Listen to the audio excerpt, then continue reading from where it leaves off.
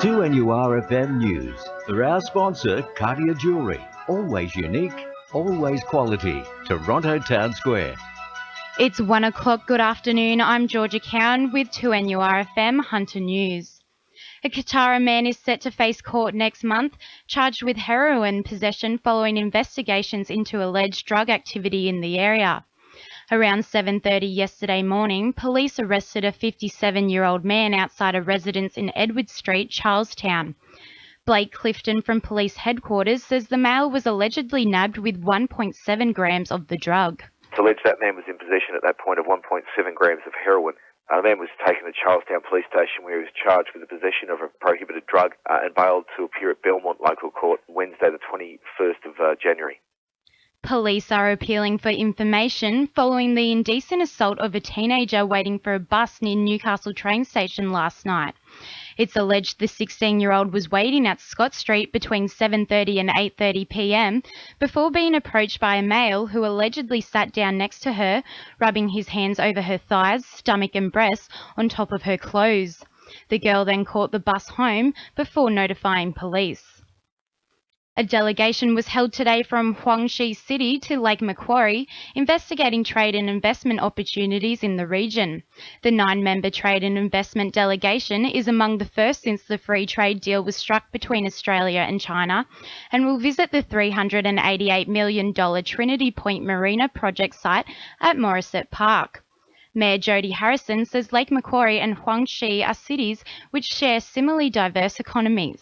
Our cities share a connection to lovely water bodies. We've got a linkage to natural mineral resources in both of our areas, and we both have a strong manufacturing industry, and we're looking at tourism opportunities as well.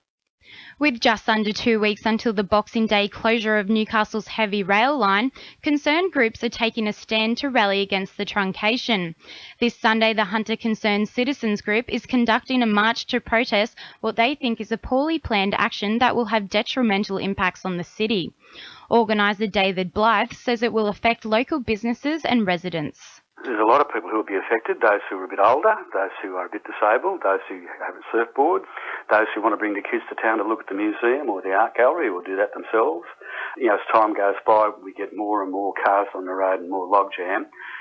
This truncation, so-called, will cause even more. Meanwhile, it's feared truncating Newcastle's heavy rail line could expose residents to a range of health and biohazards from contaminants such as asbestos buried under the tracks. New South Wales Transport is yet to release its residual corridor management plan to deal with the disposal of contaminated materials ahead of the approaching Boxing Day deadline. It comes as pressure mounts to combat the dangers of elevated concentrations of lead, zinc, copper and chromium found at unspecified locations along the line in a recent environmental review. 2 Newcastle community groups will be packing their bags after the council's agreement to sell 2 properties to the Maitland-Newcastle Catholic Diocese. The diocese will purchase the Parry and Selma Street properties, currently occupied by Trees in Newcastle and the Newcastle Community Arts Centre. However, it has agreed to give the tenants 2 years to find a new home. Councillor Therese Doyle believes the sale is a mistake. They refused the redevelopment of the art gallery, even though their funding situation was looking good, and then decided to sell the place where the Community Arts Centre was. Unfortunately, a council that seemed hell-bent on just getting rid of every publicly supported cultural institution in Newcastle. Maitland residents now have access to more than 850 government transactions due to the opening of its Service New South Wales Centre this morning. The centre has taken the place of the motor registry, with locals now being able to renew driver's licences, get birth certificates and pay public housing rent in the same building. The registry has been undergoing this development for the past 6 weeks and will improve Maitland's access to government services. In finance, the All Ords is down 24.5 points at 52.83, and $1 Australian dollar is buying 82.5 US cents. Now with sport, Belinda Dellis-Harris. Former Newcastle Jets skipper Ruben Zadkovich has let loose on his old club ahead of tonight's clash with Perth Glory.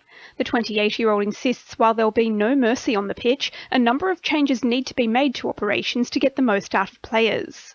The Jets are currently second last on the ladder after 9 games, 5 points shy of the top 6 going into tonight's showdown.